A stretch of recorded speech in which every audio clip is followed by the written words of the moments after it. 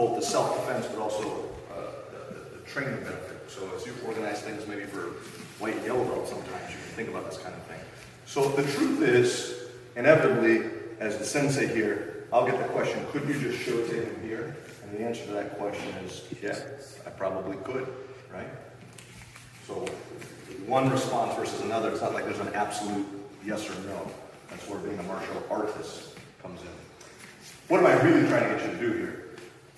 Same move twice. Trying to get you to do the same move on both sides. So there's a symmetry. That's, yes, there's self-defense value. I'm not dismissing that. Totally applicable for self-defense.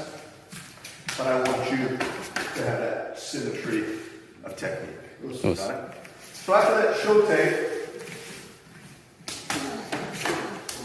boom, we're going to have this guy come in, maybe to grab us a bear hug or a choke, something like this. Now we're just going to step. We're going to step in and throw Uki Goshi. So we're not going to make that big turn. So from the shote, boom, here, I'm going to step in, hug, and drive my hip straight into him, pull across the body really sharply to that angle.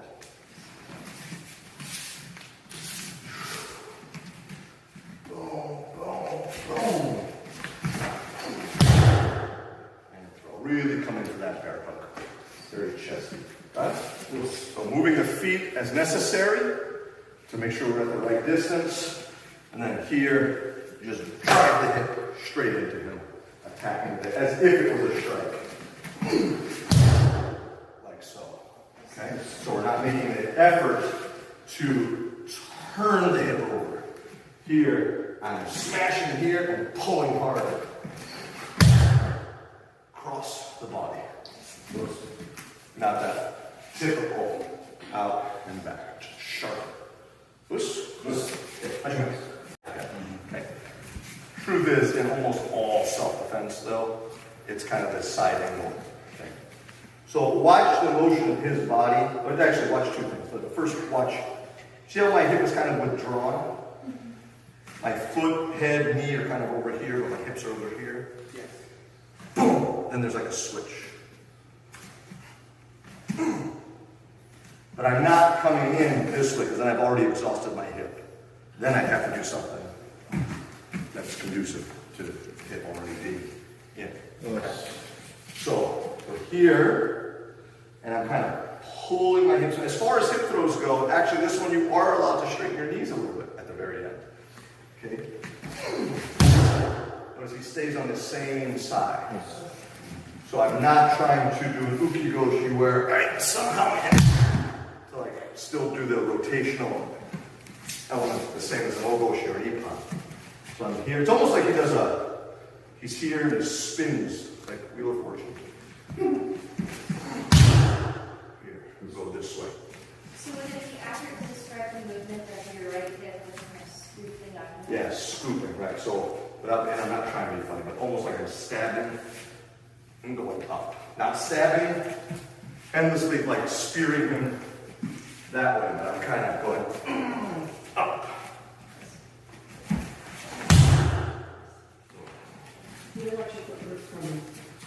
Yes, so boom.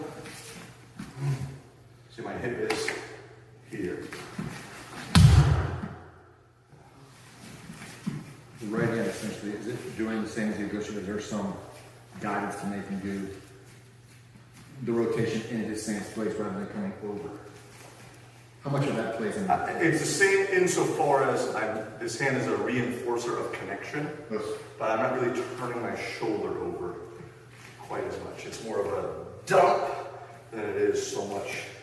This hand's just making him spin. The left hand attack. Yeah, the left hand's making him spin on the hip. The right hand is just keeping the connection for the most part. Yeah, so if you look at this left hand, this one, carefully. No seat belt, it's more.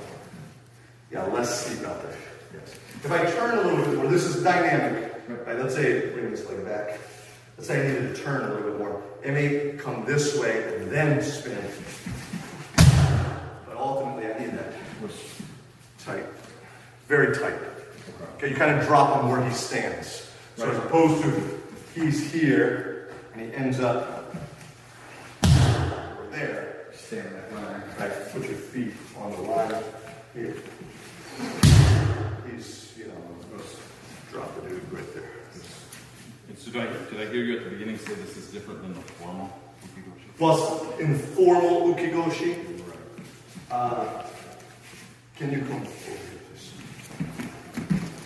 Generally, we move closer to an Goshi fashion. Wherever you do, right? And then from here, make that tight hip rotation. So, you couldn't do it formal, although it's less. You can do it from the formal position, although it's a less canonical form, and go here as well. Okay. But you can go that way. That's clearly a half hip throw. Okay, and because of the lack of hip that is falling over, right? So as opposed to the hip being thrust out, and then from there it's fairly stable and stationary, and you're just falling over the hip. In this case, the hip itself has to be dynamic. It can't just be like here, and I think it's pulled over the hip. There's almost a little. And when that happens, I like, see where his not his belt is? When his hips go back, I almost take his elbow into it.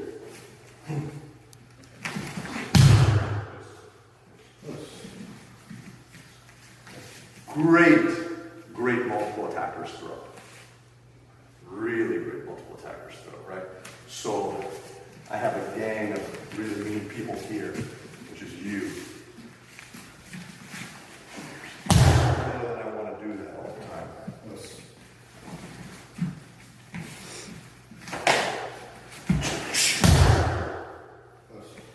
Really often, and frankly, like testing, you're tired.